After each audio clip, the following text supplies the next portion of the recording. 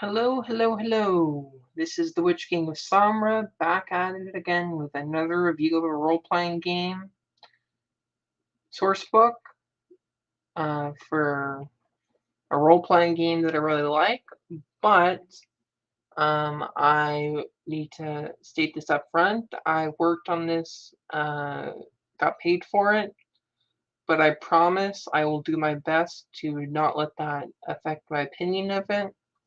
And I'll try to stay as uh, arbitrary as possible, or fair as possible. This is Wightchester Prison City of the Damned, a uh, book by James Grimm Desborough, and uh, it takes place in the 17th century England, but whereas in our history there was a Black Death and the Cromwell's Rebellion, um, in this universe, the Black Death was afterwards seen to have a uh, comet in the sky, and the comet in February of 1666 caused the dead to rise, and it happened all over the world. But in Wightchester, or as it was formerly known, Witchester, the rising of the deceased would linger and persist after ferocious battles as the contents of the plague pits were disgorged in great numbers. Yeah, that's right. All of the undead in the city, well, not all of them, but most of them are former plague victims. And you, as a character within this setting, are sent into the slightly magical fantasy version of uh, the 17th century England, in particular around 1666 or so. It goes over a quite honestly very enlightening point of view of the history and society and politics and religion during as well as science and superstition in the 17th century or late 17th century. And I found it very intriguing. I think anyone who's interested, at least passingly in history, will find it very intriguing as well. Furthermore, the book, as you'd expect from its time period, includes firearms. Um, the firearms within Wightchester are very different from the firearms in most other uh, universes because they are not steampunk. They are, in fact, historical weapons. Forgive me, let me start promoting my stream real quick. Post it on the places it needs to go. Should have done this beforehand. I apologize.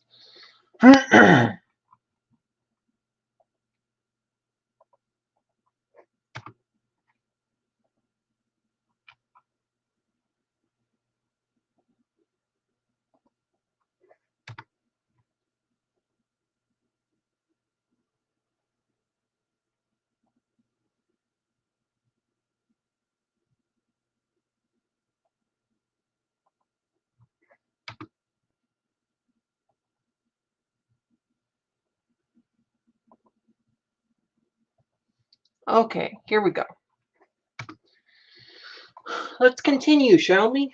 The world of Wightchester is one in which the Baptists and the Baptist Church is a very, very much different beast than it was in our time. It was very, very left wing considering the time period that we exist in today of the Baptist Church. It also mentions Quakers, Shakers, and what else? It was a whole religious explosion. This was just less than 100, or about 100 years after the Protestant Reformation, and there were still more religious upheaval to come. So let's talk about a bit about what this campaign setting would involve. Everyone in this game are either criminals or volunteers sent into the city as punishment, or through a misguided belief that they can cleanse it. They meet one of the other small groups of survivors in a relatively safe area of the city. They have to earn their place and make their name, delving deeper into the city for supplies and knowledge. Bit by bit, piece by piece, they can cleanse the city or die trying. The game culminates with the characters either putting an end to the infection and being pardoned for their service, or finding a way to escape. This was described as a city crawl by James, and I would have to agree. It's a setting where you just clear out building by building, building, church, uh, place of business, home that you come across. You have to get food, you have to get water, you have to survive as best you can with limited to no weapons, except in the city that you have to scrounge.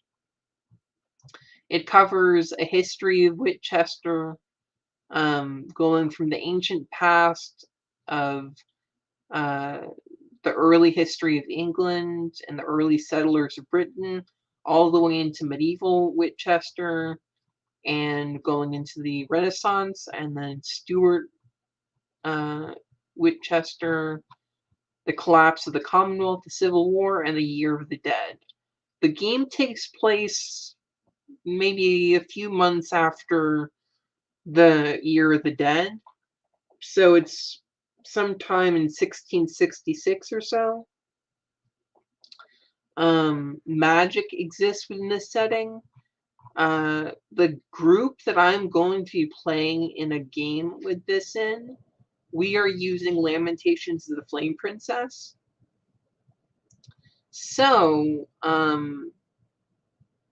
the system works very well, I think, for the kind of grim, dark, historical survival horror setting of Wightchester. Something interesting that I always like about these kinds of settings is that you get tables for, are you guilty or innocent of your crime? And if it's a 1 to a 9, you're guilty. 10, you're innocent. And then you roll for your crime. Were you a thief? Were you a political criminal? Were you a crime of outrageous proportions like grave robbery, sacrilege, sodomy, vandalism, or existing while underprivileged? Because unfortunately, just like today, being homeless is not thought of well, and in the 17th century England, it could result in whipping, branding, transportation, and execution. But it also had a bit stronger meaning in the 17th century, meaning not only someone who is homeless, but they were also begging and had the capacity to work, but no will to do so. So, you go through the city. It's a city that is sitting atop the South Downs, atop a part of the River Itchen, north of Cheesefoot Head. The Itchen was once a clean river fed by chalk aquifers where wild watercress would grow and trout would swim in significant numbers. After flowing through Wightchester, the water is now unclean. It carries disease and occasionally raises the dead to the water from their graves downstream if buried too close to the water. So, yeah, this is not a nice place. You have zombies, you have ghosts, you have ghouls and vampires. There's magic and occult artifacts. There's Oh yes, this is something that I find very interesting. If you get this in print, you were to use it as a living document. Cross things out, make notes in the margin, add bookmarks, stick pieces of paper with extra notes in the book. The more you play, the more it'll become your Wightchester, and that's what Grimm wants to have happen. Because he has a Bible that has been in his family for hundreds of years.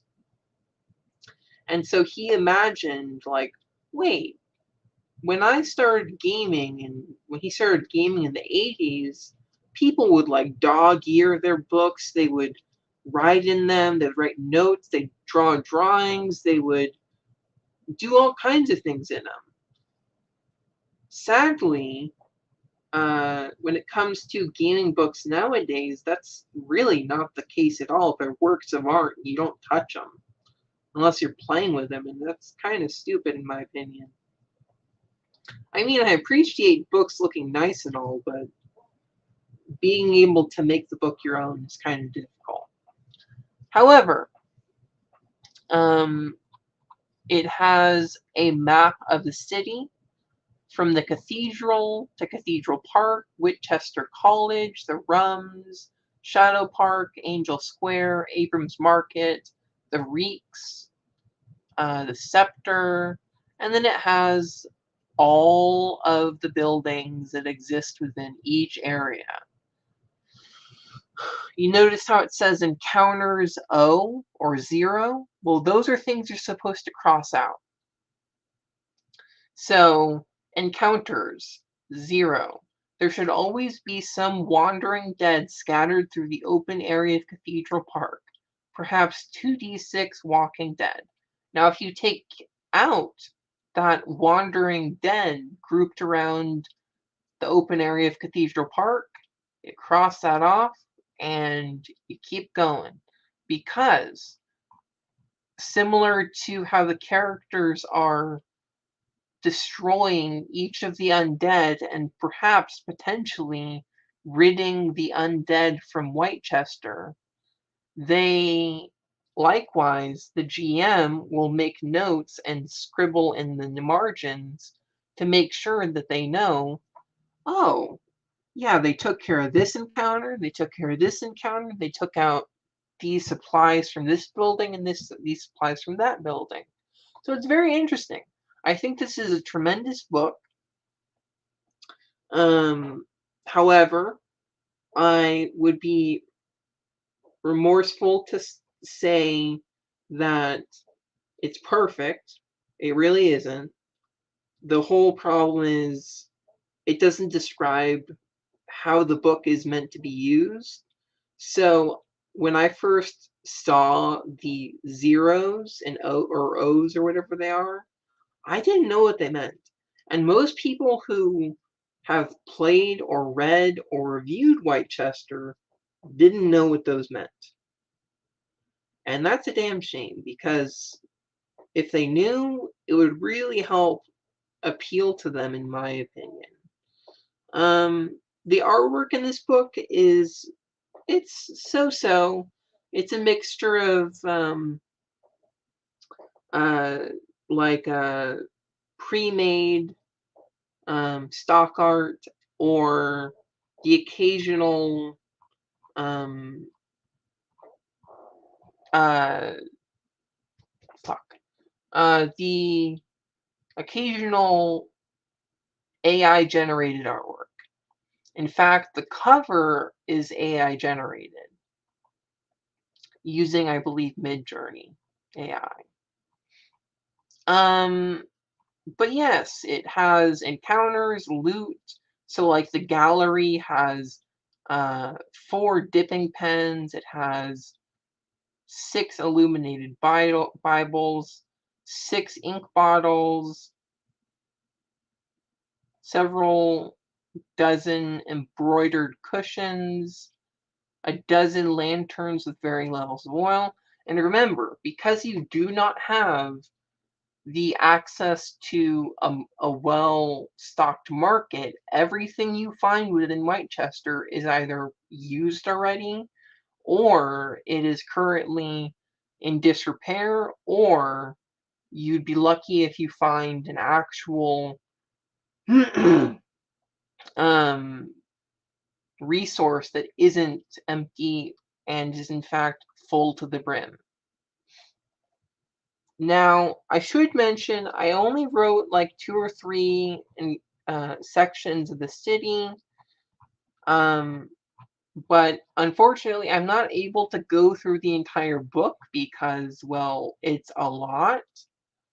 Um, I should mention, however, that Wightchester is meant to be used with OSR games. In particular, I think it works really well with Lion and Dragon because the magic in Lion and Dragon is less uh,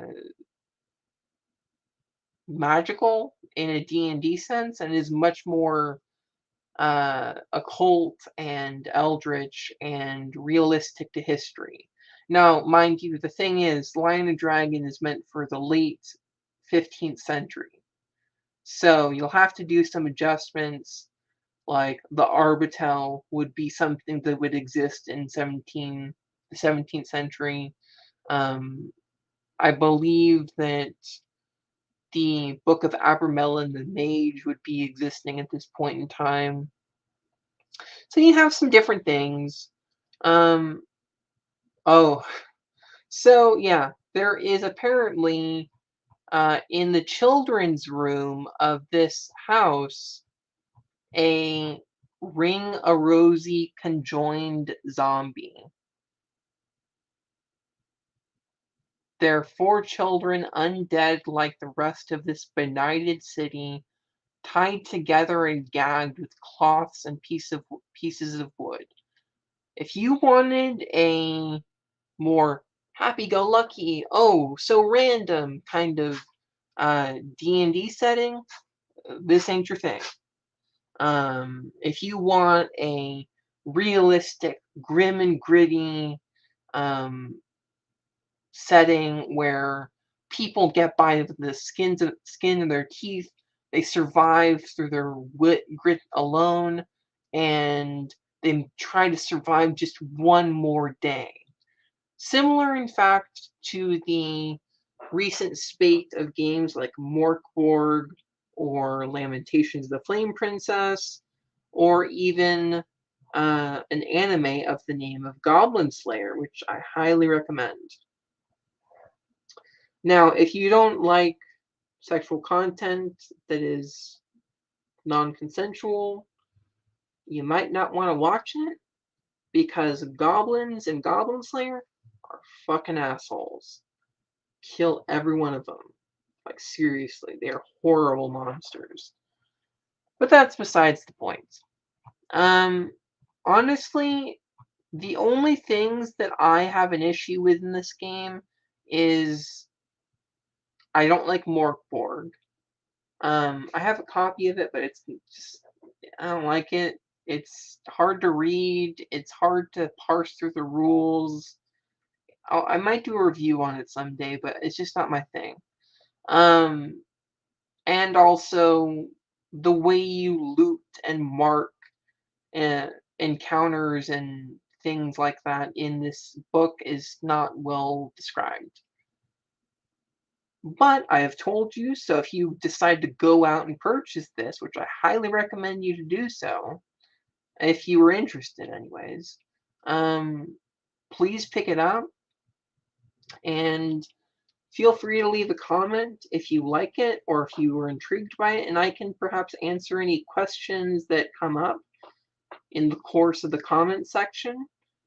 But this is getting about to the time of the end of the review, and I hope everyone enjoyed what little I had to say, but I hope I was as thorough as I could have been. But let's lastly give it a rating. So, artwork, I give it a 3 out of 5, and a as for content, I give it about a 4 out of 5. So hold on a moment.